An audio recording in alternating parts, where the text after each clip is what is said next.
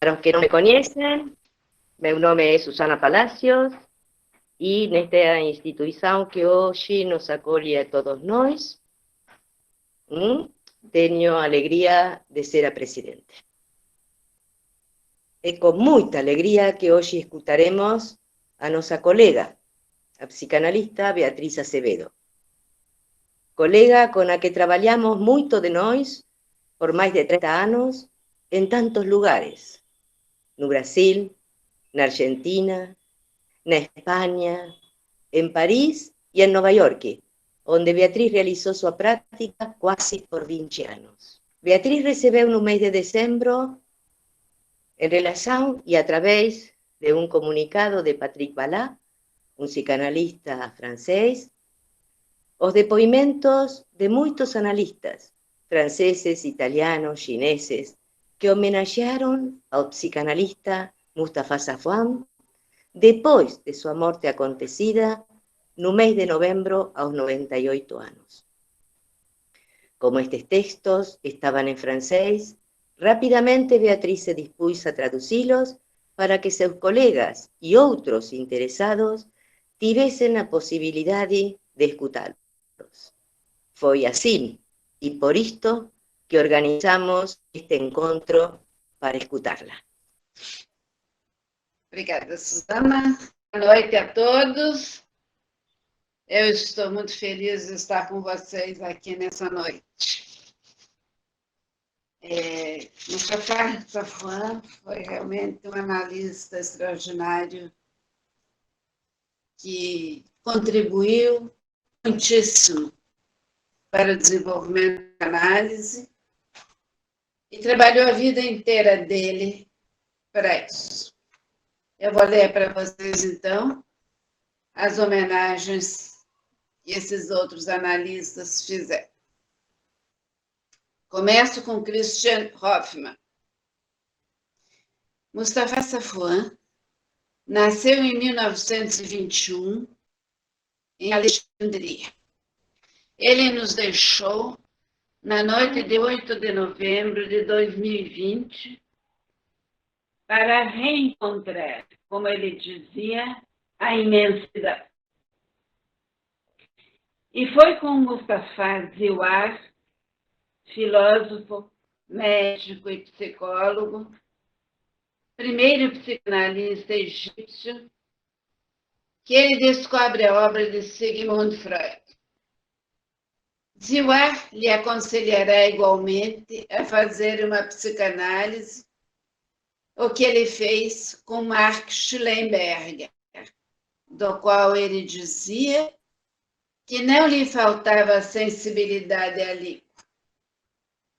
Para escolher uma supervisão, ele tinha como seus colegas a escolha em uma análise comportamental com Daniel Lagache, ou uma análise da palavra e da linguagem com Jacques Lacan. A escolha de Lacan se impunha e ele se tornou psicanalista em 1949. Ele será um dos primeiros a participar do seu ensino. Mustafa Safwan seguiu Lacan até o final de sua escola e ele esteve em todos os júris de passe da Escola Freudiana de Paris. Tornado célebre, notadamente por sua arte da interpretação na sua prática da cura, ele tinha captado muito rapidamente que o sujeito da enunciação está identificado ao objeto A de Lacan e torna-se também um trabalhador infatigável. E ele dizia frequentemente que ele vivia para trabalhar e que ele não trabalhava para viver. De sua prática de analista, ele dizia sempre que ele tinha entrado com Édipo na psicanálise e que ele saía da psicanálise com Édipo. Em 50 anos, ele fez a revisão de Édipo, inscrevendo essa descoberta de Freud nos despojos da queda do patriarcado, por ocasião da sociedade industrial do século XIX, momento em que as mulheres se desviaram do desejo narcísico dos homens pelo poder, o que o teatro desse século coloca em cena através das peças de Ibsen, George Eliot e outros grandes escritores.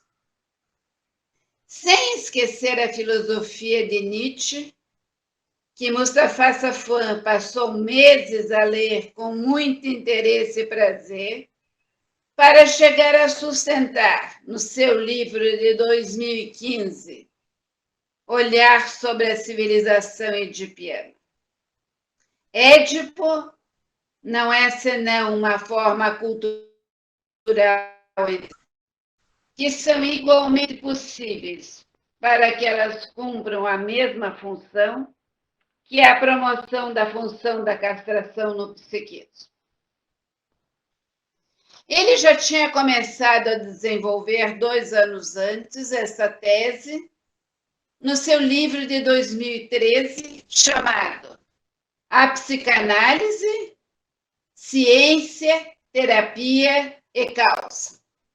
Lembrando que a estrutura dualista leva à morte e que para que a coexistência seja possível, é preciso que haja uma lei. O que faz com que o terceiro seja, em primeiro lugar, a lei, a razão fraterna, esta que se indica no adágio hegeliano: não há satisfação de um sem a satisfação do outro. Essa tese já tinha sido objeto de um livro revisto em 2010 sobre a palavra ou a morte, ensaios sobre a divisão do sujeito. Ele dizia que esse livro é o mais lacaniano que ele escreveu. É ao estudo desta lei, como limite ao gozo, e que nos recusa, segundo Freud, a plena satisfação sexual, o que resulta, segundo Lacan, que não há relação sexual, que Mustafa Safwan consagrou uma grande parte de sua obra, desde seus estudos sobre o Édipo até suas obras recentes, para desenvolver sua teoria do desejo, tomado entre o sujeito desejável e o sujeito desejado.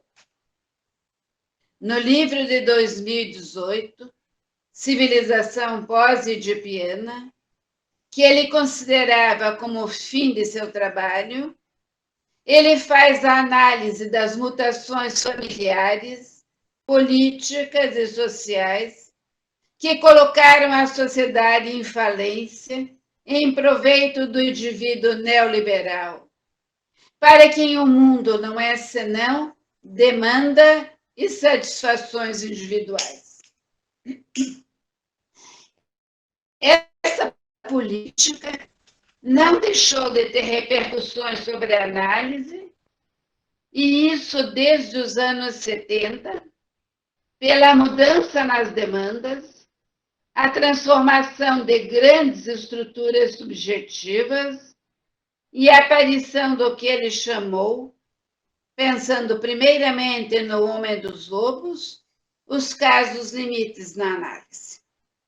Esses casos apresentam um risco de fazer um episódio psicótico durante a cura, sem que haja uma foraclusão do nome do pai, mas porque a metáfora paterna torna-se aí inoperante. O que se produz, de acordo com Mustafa Safwan, nas famílias marcadas pela ausência de todo desejo. Ele partiu com a consciência de deixar a nosso cargo esse programa. Leia a homenagem agora de Catherine Milhaud, O Espírito de Alexandria. Estamos numa idade na qual o mundo começa a ficar despovoado. Durante muito tempo, a morte era uma exceção, talvez um acidente. Com a morte de Mustafa Safwan, atingi esta idade em que cessamos de vivê-la como contingente. Ela abre espaços nas fileiras. 4 dias depois que ele se apagou, foi Christian Simatos, abatido pelo coronavírus, que morreu por sua vez. Eu os conhecia, todos os dois, há cerca de 50 anos. Eram meus contemporâneos, como todos aqueles entre nós que estavam na escola freudiana, nós que vamos tornar-nos cada vez mais raros. Mustafa amava reunir seus amigos. Ele amava os restaurantes. Assim, nos últimos tempos, nos quais ele tinha dificuldade para sair, pois andar tinha se lhe tornado perigoso, ele vivia, mesmo sendo quase centenário, como um homem jovem. Ele não era um homem de interiores, a não ser pelo trabalho, certamente. Nesses últimos anos, ele evocava sempre suas lembranças do tempo de sua infância e de sua adolescência em Alexandria. Seu pai fazia parte de um meio de intelectuais eruditos e amantes de boas histórias que amavam se encontrar nos cafés.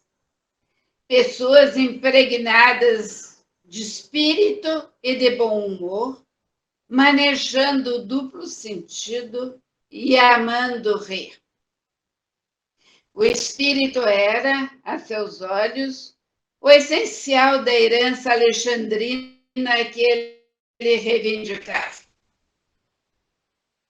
O xiste é só o inconsciente. Esse espírito de Alexandria foi decisivo. Ele orientou sua vida inteira.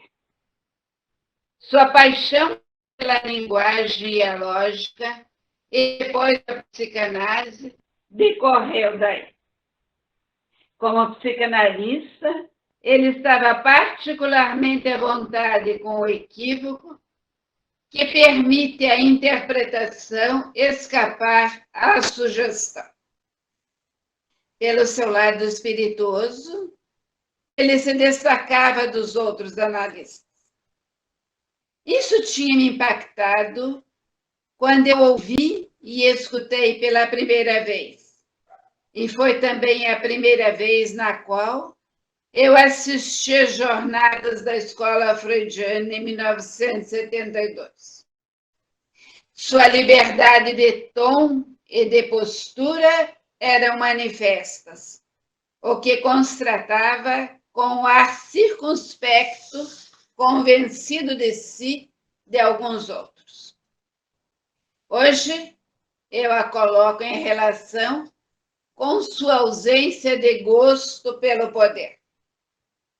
Homem de espírito, amante da amizade dos bons vinhos, era ao mesmo tempo um asceta e um trabalhador infatigável. E ele nos dizia, a Raquel Saidani e a mim, que nos últimos tempos, desde que ele não trabalhava mais, desde que ele não escrevia mais, ele não tinha mais desejo de viver.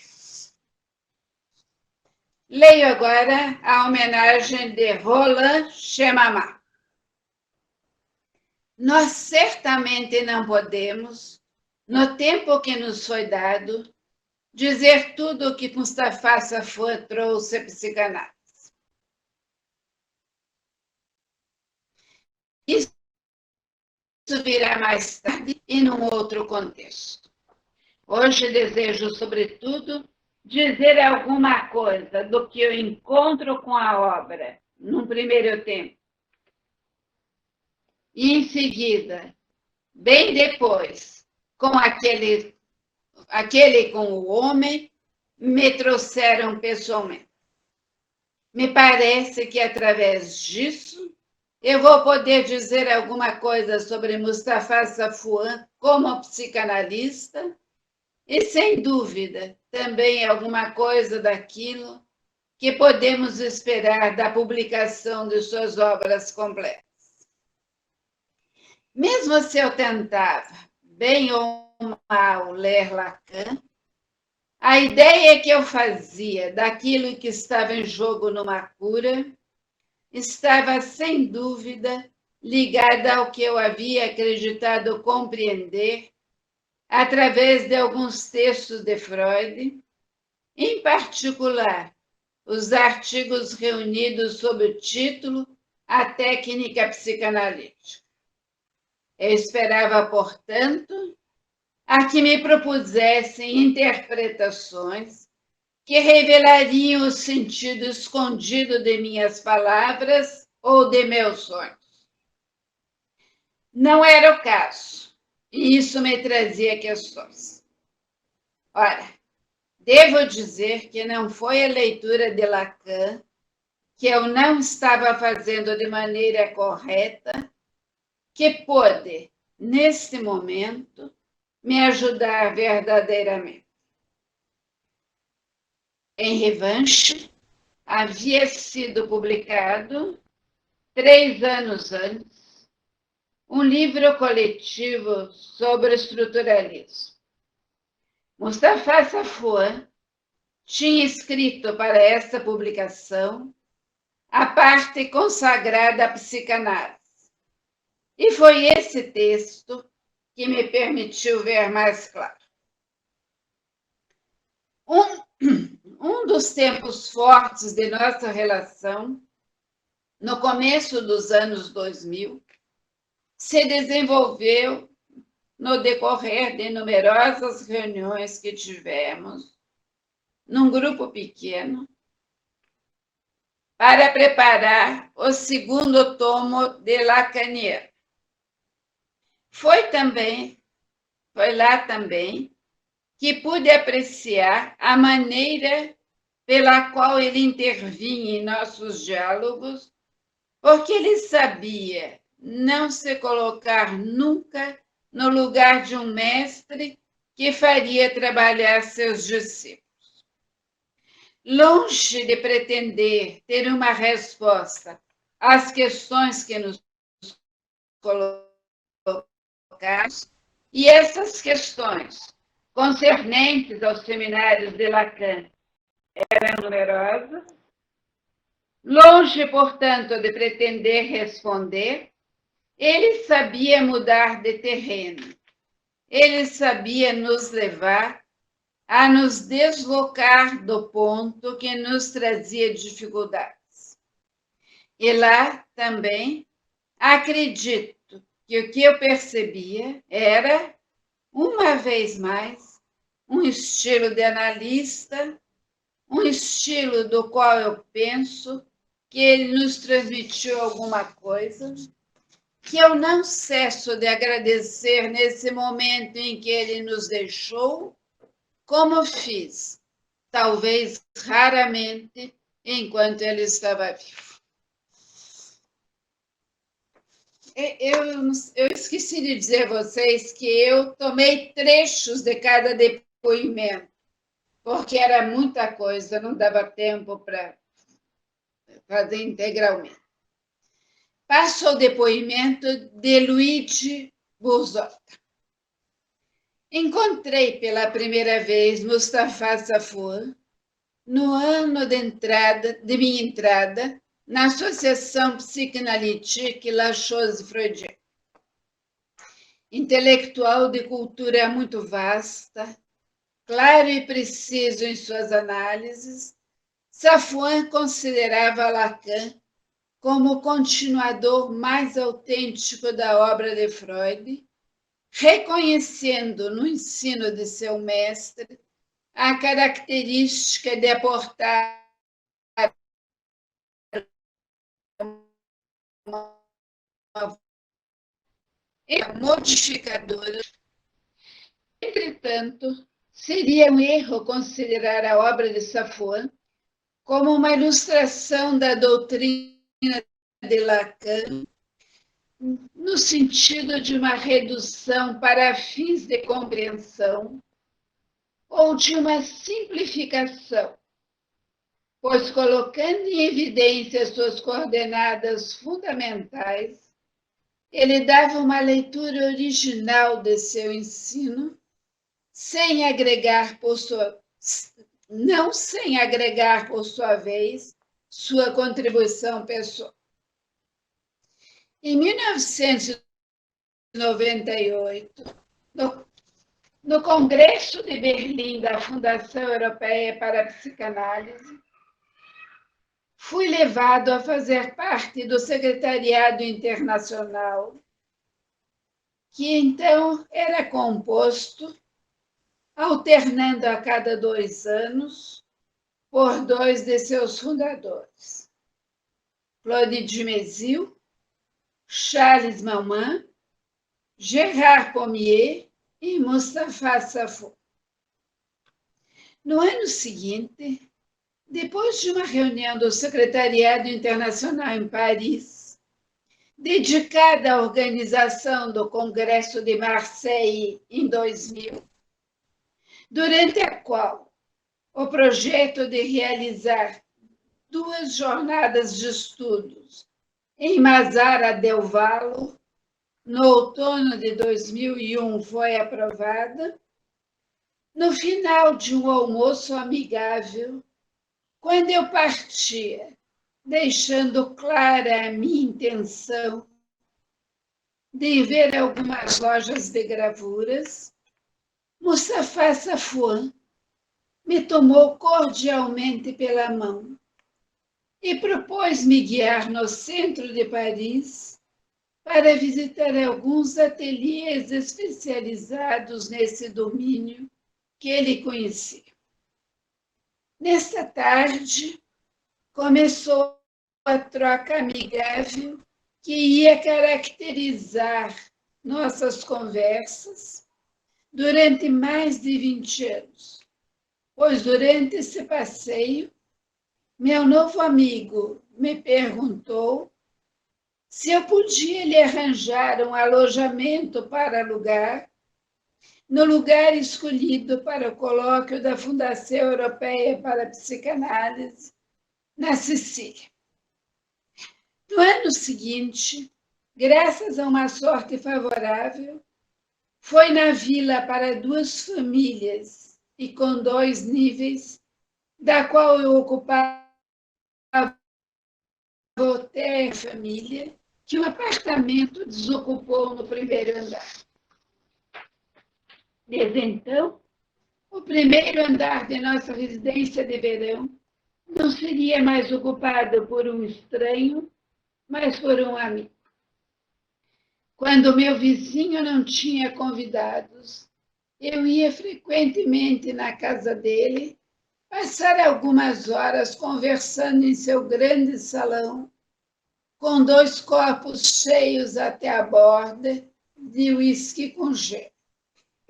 Nossas conversas agradáveis terminavam sem intenção alguma sobre a clínica e a teoria psicanalítica, e frequentemente sobre o tema do qual meu interlocutor se ocupava nesse momento, pois este, em seu ócio, não parava jamais de estudar e de escrever, sem distinguir dia e noite, perseverando dessa maneira, deitado sobre um divã, até que o livro ou o lápis lhe caíam das mãos no sono.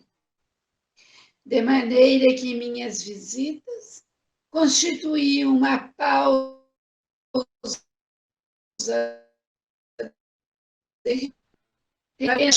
tendo sua contrapartida de reflexão criativa. De fato, por vezes, nosso diálogo se concluía sobre a construção de uma frase na qual ele havia, enfim, encontrado a maneira de colocar clara uma questão que trazia em suspenso, dando finalmente uma forma improvisada àquilo que falávamos, numa combinatória de palavras feliz e sintético. O período de férias de Safoa em Mazara terá sido um dos mais fecundos de sua produção de ensaios. Agora leio a homenagem de Klaus Dietrich, recordando Mustafa Safo.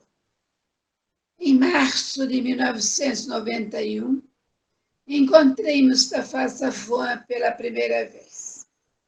Foi durante um final de semana, no qual fui de Berlim a Estrasburgo para a minha supervisão. Ele dava nesse dia uma conferência na Bibliothèque de Recherche Freudienne de Lacanière. Para minha surpresa, esta tratava, entre outras coisas, de delegação. A delegação de poder, se referindo a um texto de Pierre Bourdieu.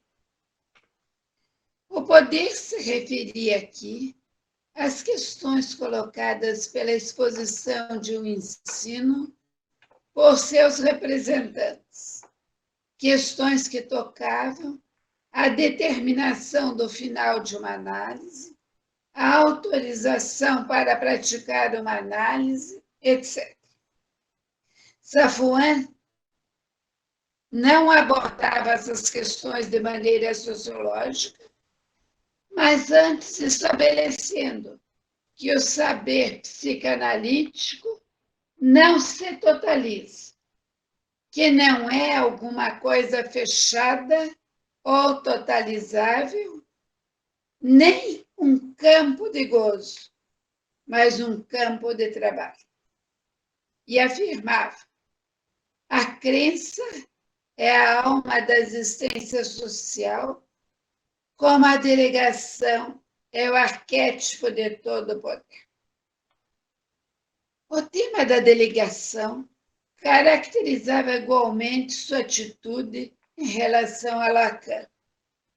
Não tanto o Lacan que ele via para a supervisão, mas aquele que se produzia diante do público, seus alunos, sobretudo a partir de 1964, data da fundação da Escola Freudiana de Paris.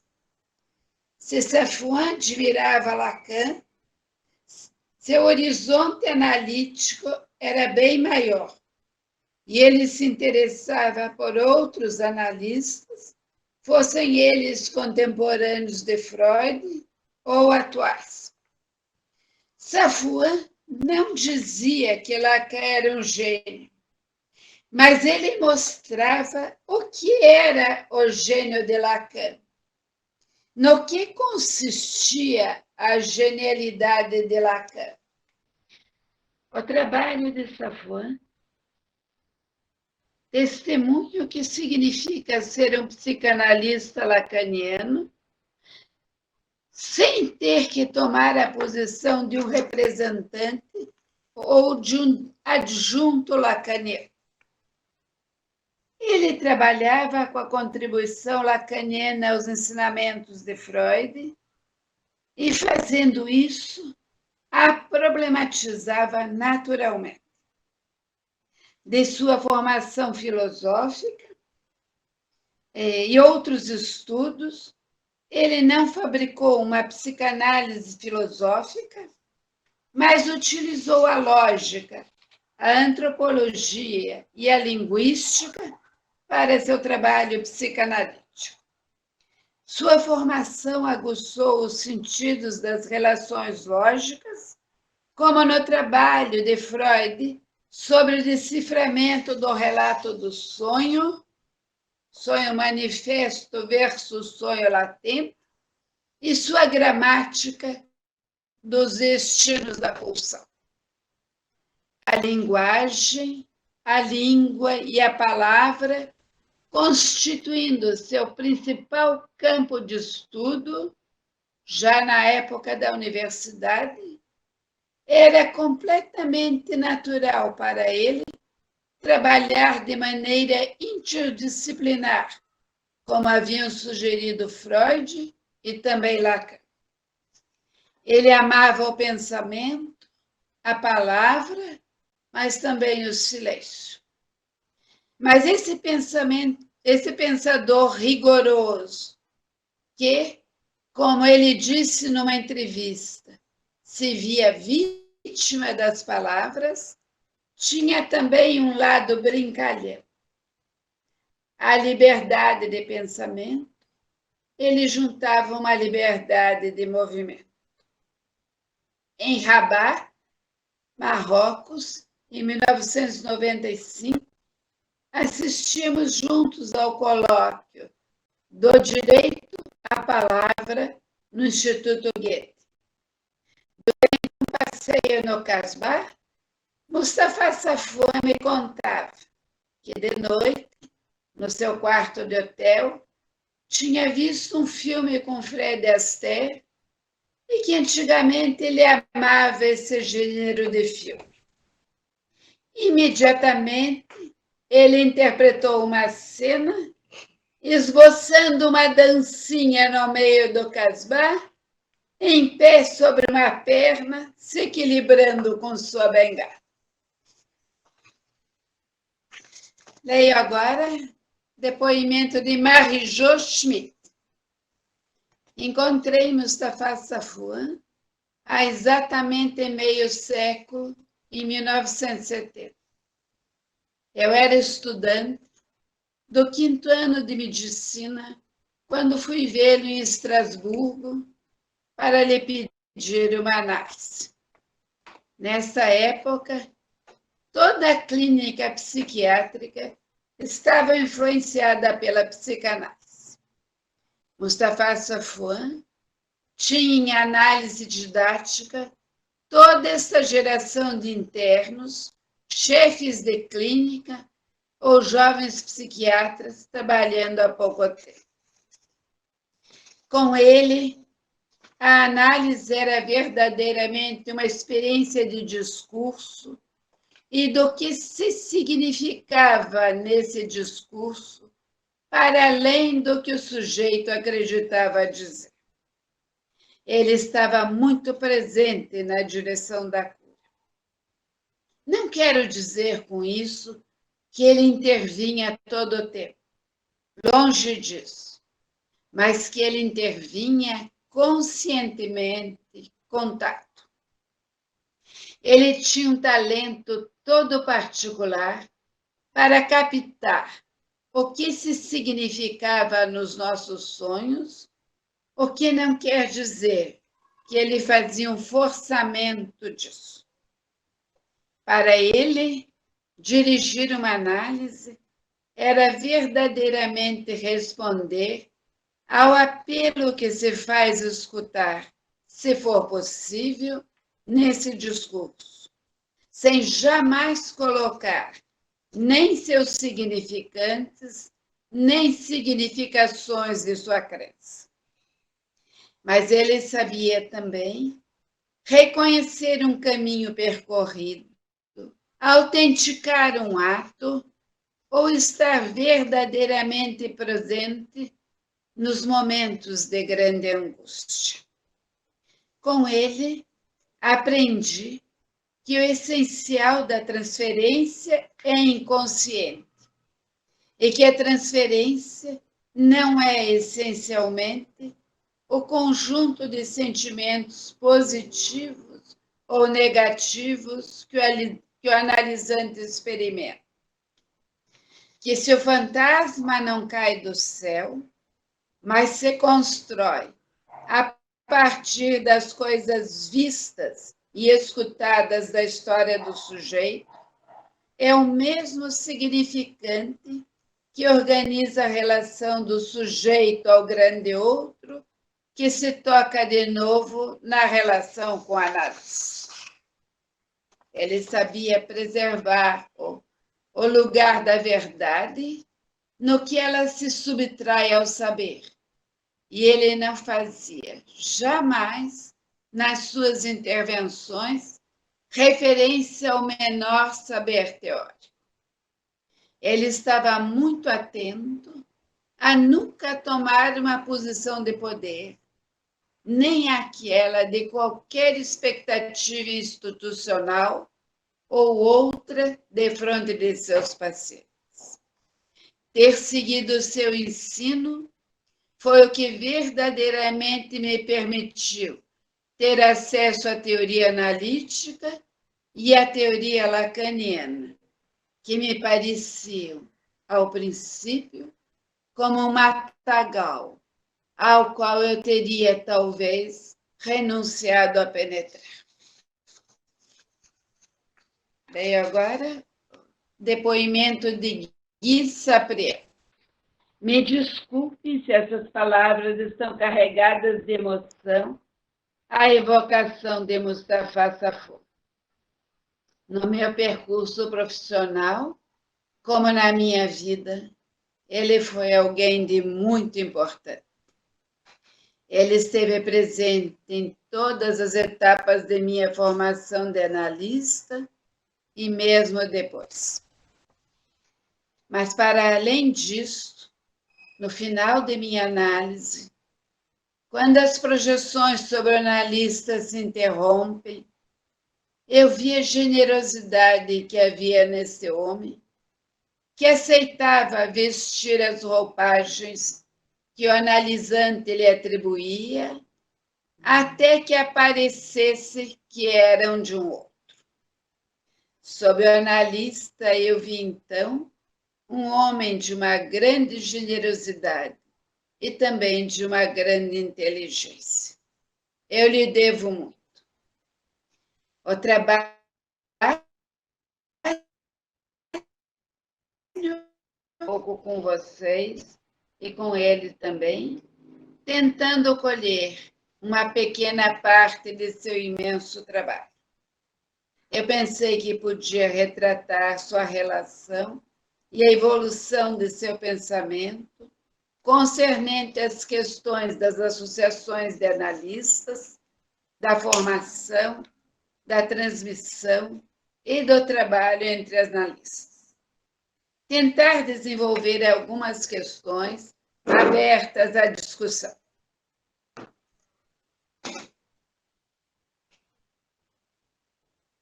Seu leitmotiv era como ser útil à psicanálise. Sua concepção das ações de analistas sofreu uma longa evolução.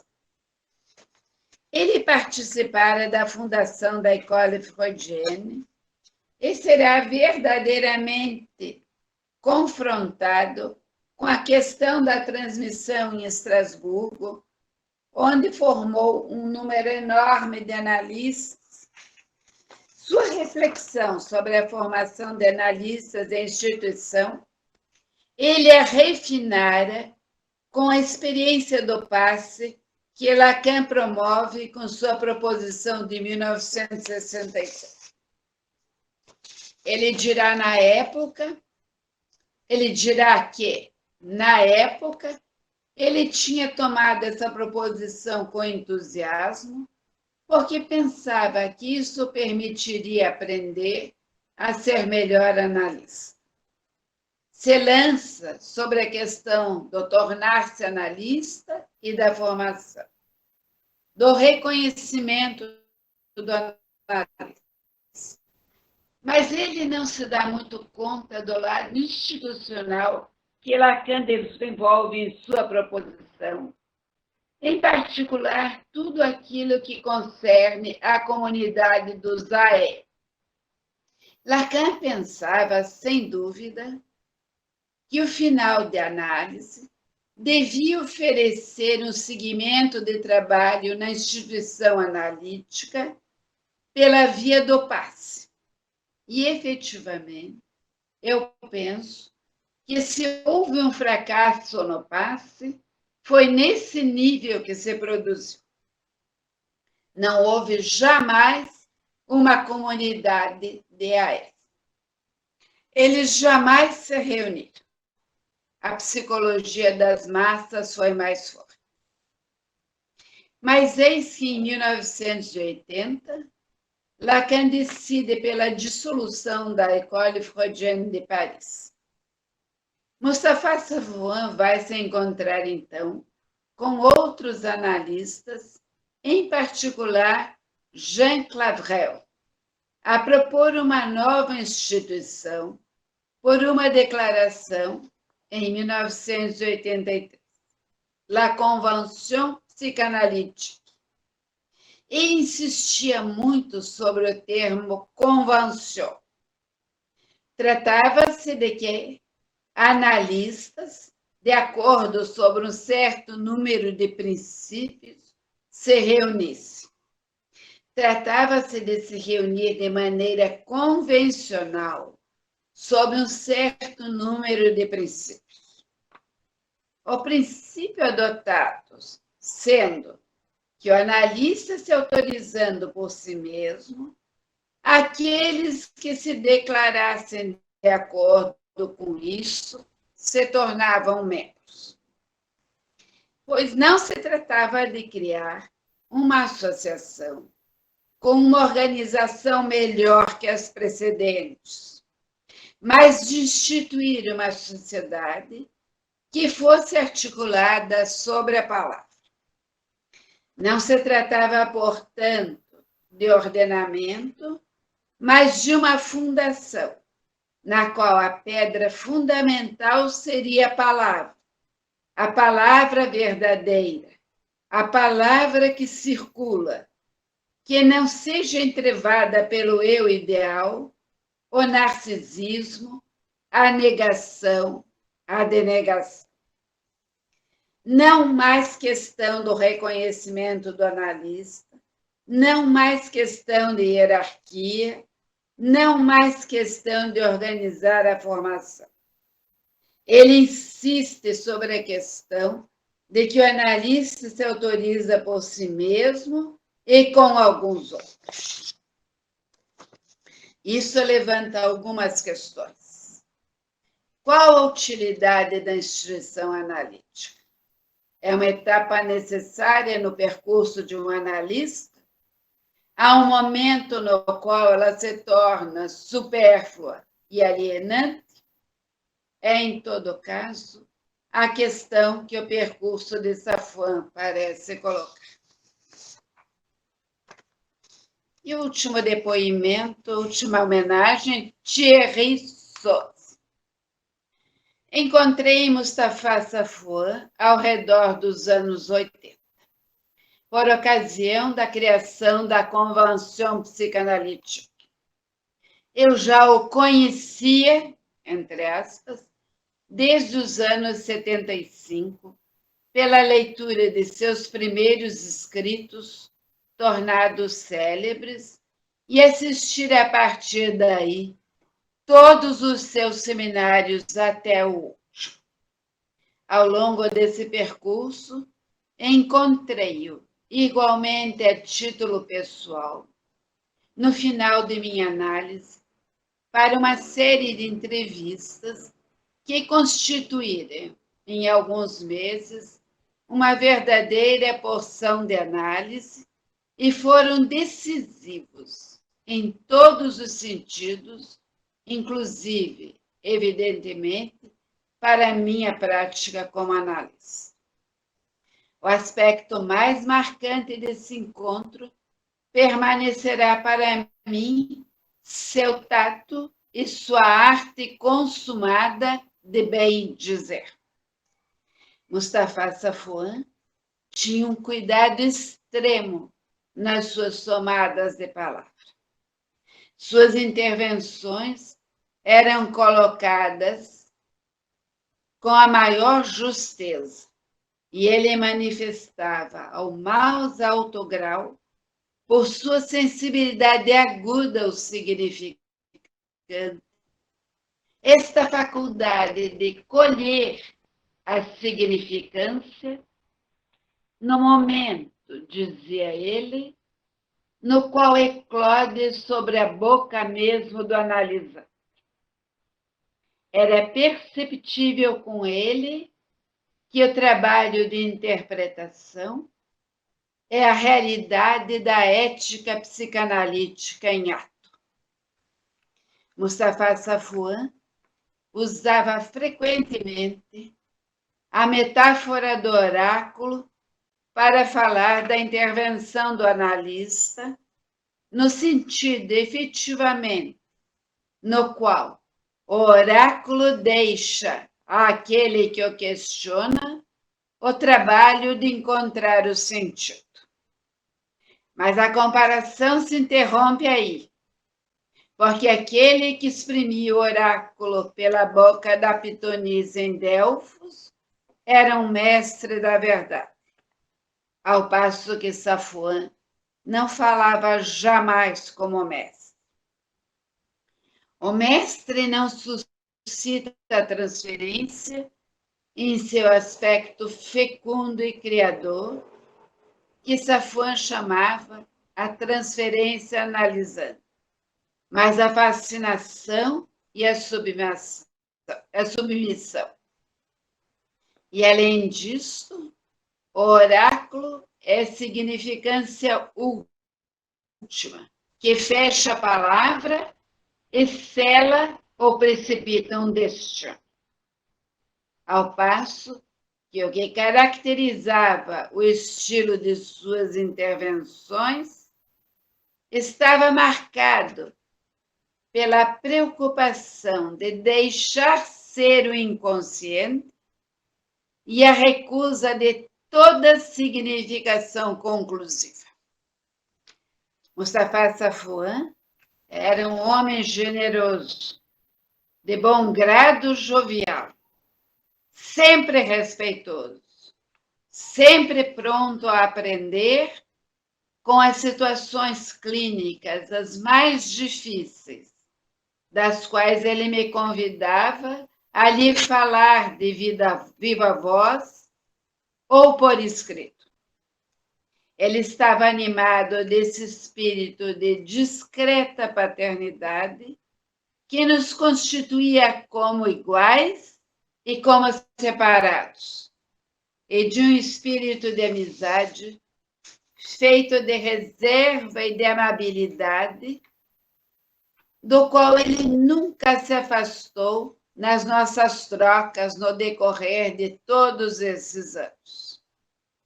É por isso que Mustafa Safwan permanecerá para mim um modelo.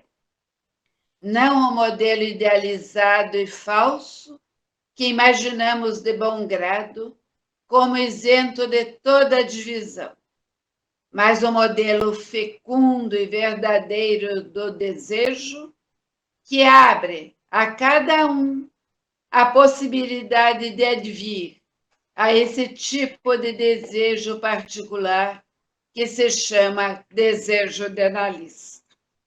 Mas isto não é possível a não ser que o analista seja, como ele o foi, aquele que se sujeita a todo o trabalho de desidealização que se submete à lei daquilo que interpreta e que suporta, pelo seu apagamento, se manter nesse lugar de não significância, pelo qual alguém advém a sua própria finitude.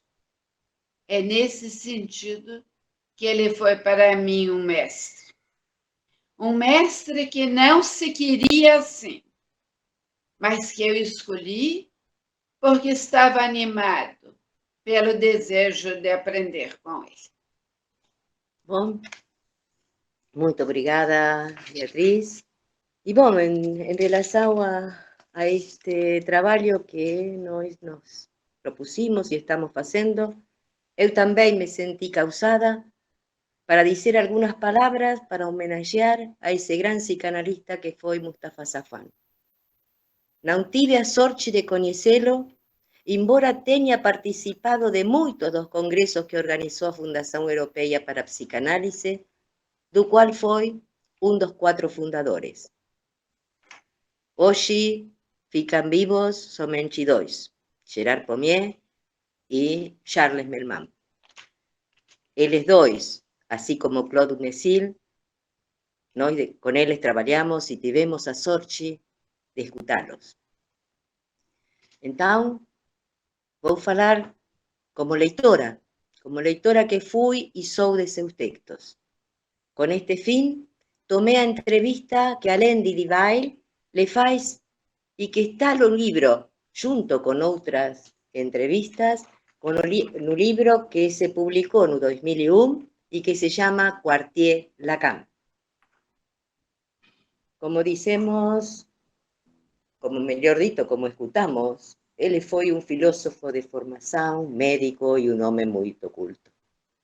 A partir da década dos anos 40, ele fez sua análise, como situou Beatriz, com Marc Schulenberger, fundidata da Sociedade de Psicanálise de Paris.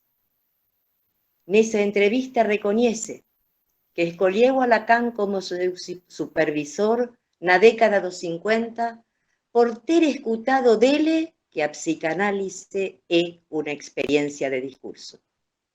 Essas supervisões continuaram por décadas. Também foi integrante da escola que Lacan fundou em 1964 e assíduo e persistente participante de seus seminários. Nessa entrevista, diz também que valorizou muito o fato de que Lacan não tivesse dogmas nem doutrina que lhe possibilitassem conhecer ou saber de antemão o que lhe acontecia a aqueles que lhe demandavam uma análise. A partir do ano 1954, começou a traduzir ao árabe a interpretação dos sonhos. Trabalho que demorou 5 anos em ser feito. Foi nesse período que ele participou dos seminários que Lacan dava em sua própria casa. Nessa entrevista ao qual me referi, comentou que numa das supervisões com Lacan, uma que ele tinha pedido exclusivamente por estar angustiado en relación a una paciente, que ao deitarse no diván le dice que estaba indignada por sentirse en una situación de inferioridad y tal. Frente a dúvida que sintió y angustia de no saber si le decía que se trataba de una protesta femenina, Lacan le faz a seguinte observación. ¿Y por qué no le dice que estaba allí justamente para falar de esa posición? Safwan, então, por sua ética, escolheu a Lacan. E também, por sua ética, se deixava surpreender, ficando ao serviço desse outro em falta que se sustrai ao conhecimento. Não se tratava para ele de saber previamente. Reconheceu por isto que a psicanálise não se define por saber referencial, mas sim por desejo, o desejo de analista.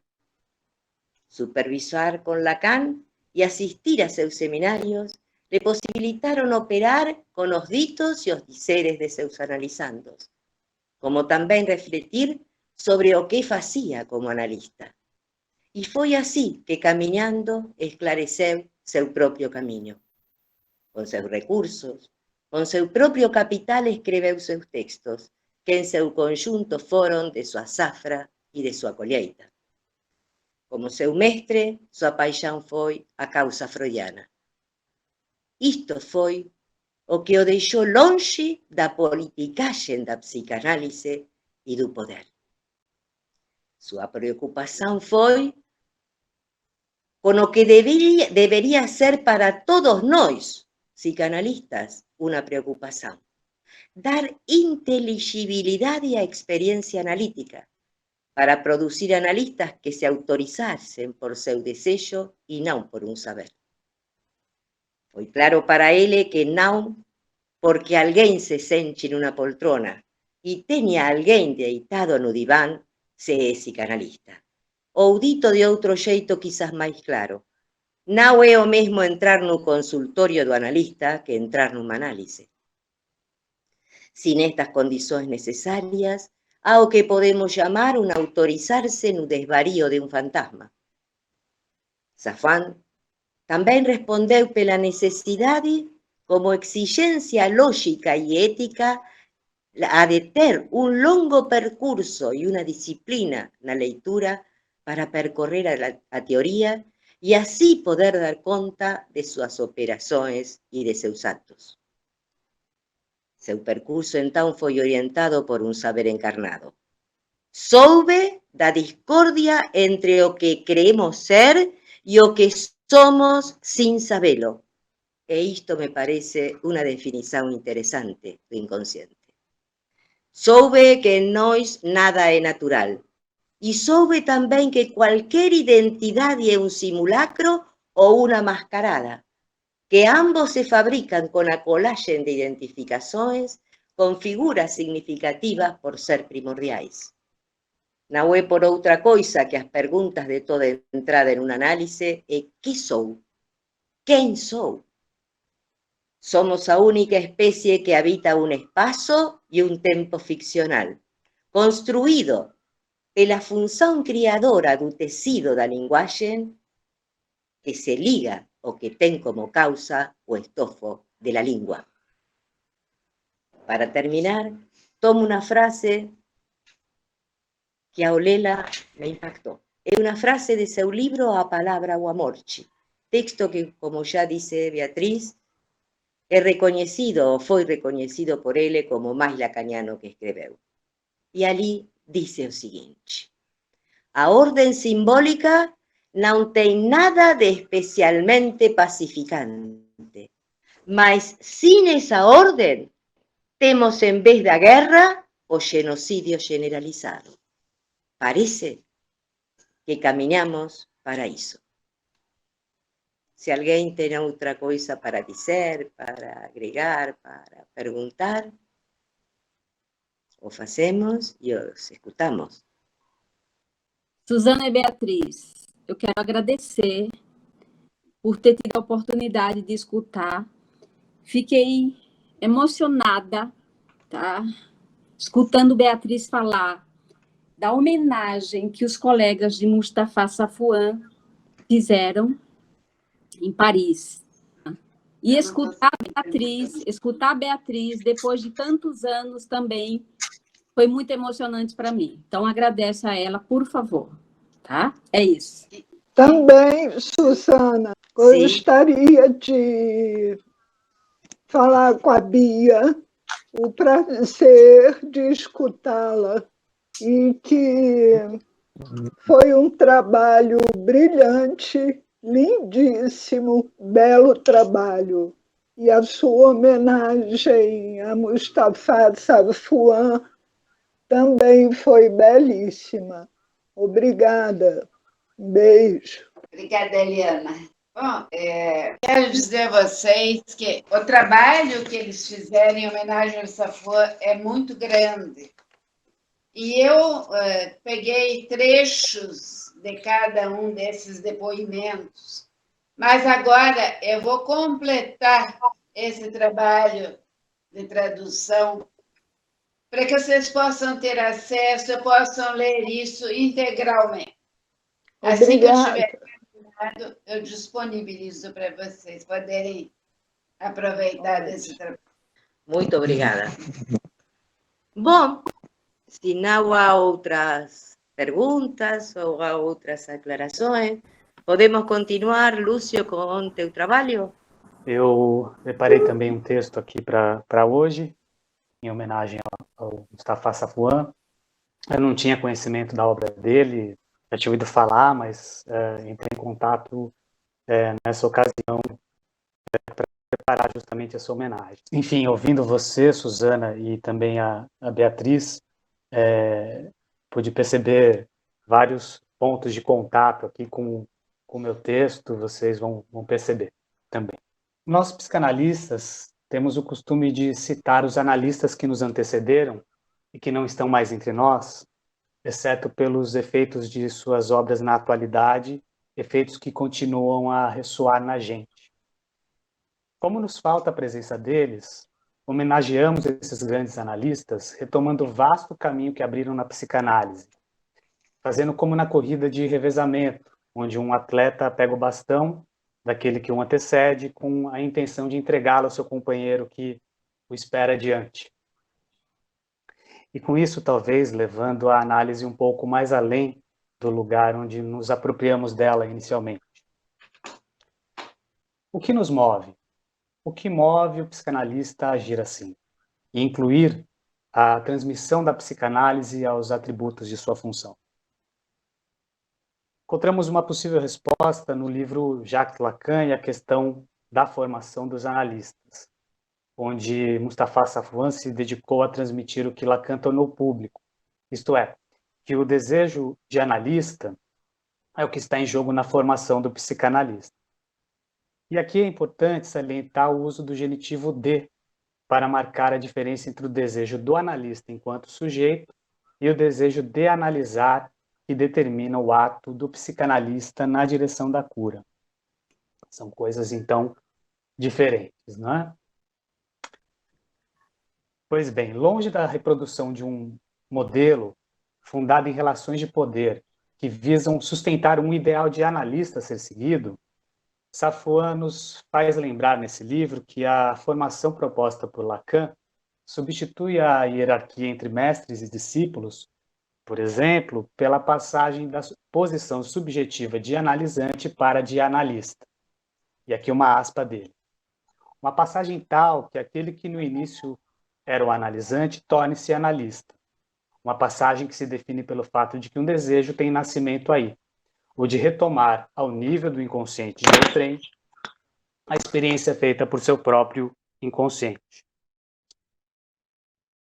Esse desejo, adverte Safwan, implica numa responsabilidade para o analista, a de fundar o sujeito que se dirige a ele. Em outras palavras, a responsabilidade do analista reside em definir se quem está falando é, e aí abro outra aspas, tá? O que o analisante quer lhe dizer através do discurso que lhe dirige ou o que esse discurso lhe ensina da condição do analisante.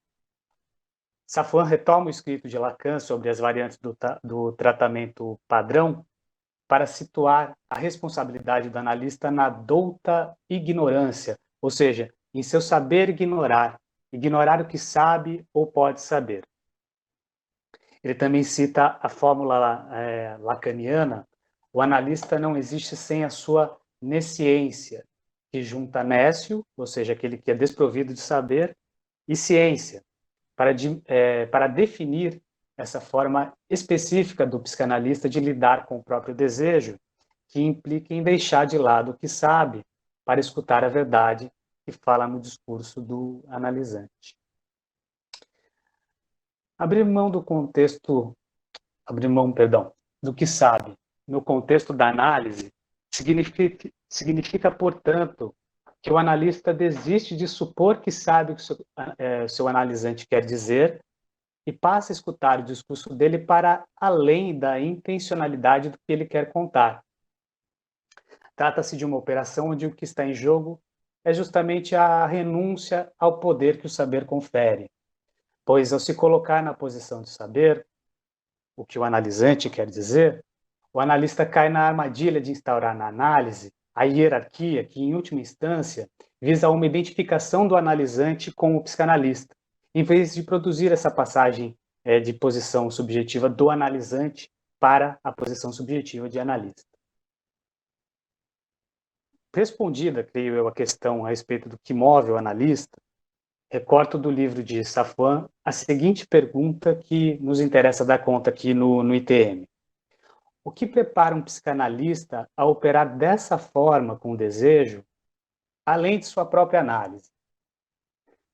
Seguindo a trilha aberta por Safwan e por Lacan, podemos afirmar que a função das instituições de psicanálise na formação dos analistas é oferecer um ensino que se sirva da ignorância como se ela fosse um quadro onde se ordena um saber, em vez de transmitir um conjunto de regras técnicas ou de conhecimentos comuns. No lugar de transmitir um saber pré-digerido, que teria como objetivo um suposto modelo a ser seguido, a função da instituição psicanalítica é propor um ensino que estimule a autonomia dos candidatos em relação à iniciativa de fazer a passagem de analisante para analista. Um ensino que se mede pelos esforços de retomada que suscita em outros lugares. Retomada que tem a mesma estrutura do desejo de analista, ou seja, do desejo de retomar a tradução do inconsciente ao nível do inconsciente de outros sujeitos. E é considerando o desejo de analista como eixo em torno do qual gira a psicanálise, que nós, do Instituto Tempos Modernos, realizamos desde 1996 a prática e a transmissão da psicanálise através de atendimentos, supervisões, dispositivos clínicos, cursos, seminários, jornadas, congressos e publicações. Esse ano, em 2021, a gente vai realizar os cursos O Inconsciente está estruturado como uma linguagem, com início em 3 de março e término em 23 de junho.